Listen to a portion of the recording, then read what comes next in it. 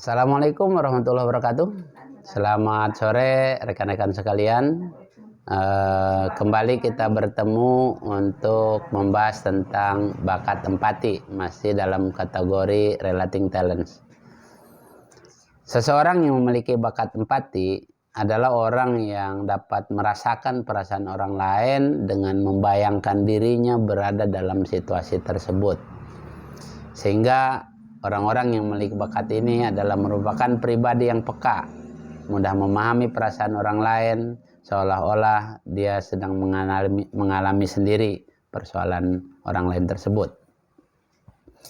Juga orang yang berbakat ini bisa membayangkan apa yang terjadi dengan perasaan orang lain, sehingga terdorong untuk bisa memberikan perlakuan yang sesuai dengan orang tersebut.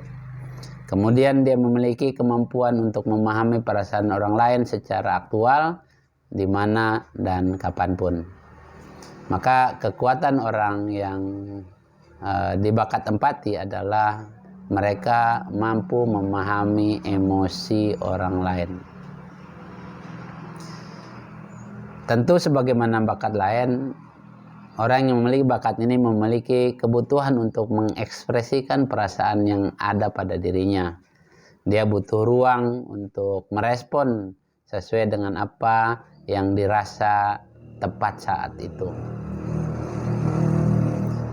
Tentu ketika kita memiliki bakat empati kuat, kita perlu mengantisipasi emosi Anda sendiri, di mana orang yang memiliki bakat ini mudah terganggu oleh kondisi-kondisi eksternal, mudah larut pada kondisi emosi tertentu sehingga kurang produktif. Oleh karena itu, tentu bakat ini juga perlu kita kembangkan, kita bisa sampai matang, di mana orang yang memiliki bakat ini perlu melatih diri untuk memahami dinamika emosi internal dirinya sehingga mampu mengelola diri dan mengkomunikasikannya dalam interaksinya dengan orang lain.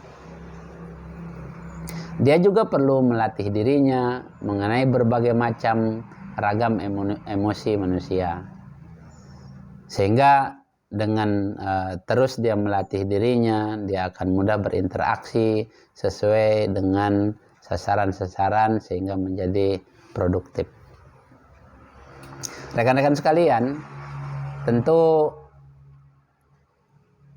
bakat empati ini juga memerlukan kombinasi dengan bakat-bakat lain. Misalkan ketika bakat empati digabung dengan connectedness dan communication, maka orang ini akan mampu menyampaikan saran spiritual yang memberikan ketenangan kepada orang lain, sehingga orang tersebut memiliki pemulihan yang cepat bagi diri mereka. Maka orang-orang ini sangat diperlukan bagi orang-orang yang berkecimpung di dalam pelayanan-pelayanan terhadap orang lain. Seperti misalkan kekuatan yang produktif seperti caretaker atau spiritualization.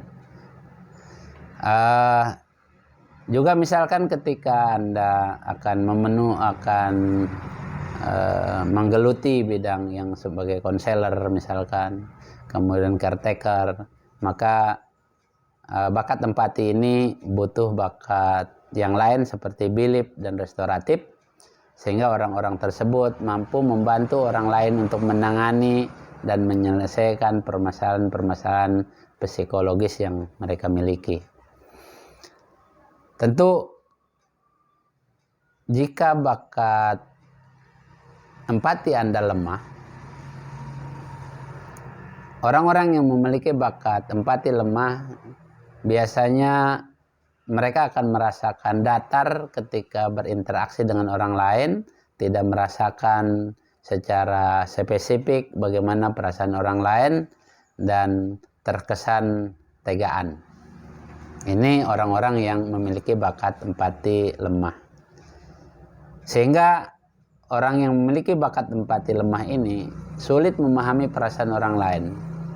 Sehingga ketika hal ini terjadi, maka tentu Anda bisa bertanya untuk memperjelas perasaan orang tersebut. Juga untuk bisa memahami persepsi, perasaan, selera konsumen, juga bisa menggunakan metode lain, misalkan dengan riset atau kuesioner dari berbagai sumber data yang ada. Demikian tentang bakat empati, semoga bermanfaat untuk Anda. Assalamualaikum warahmatullahi wabarakatuh.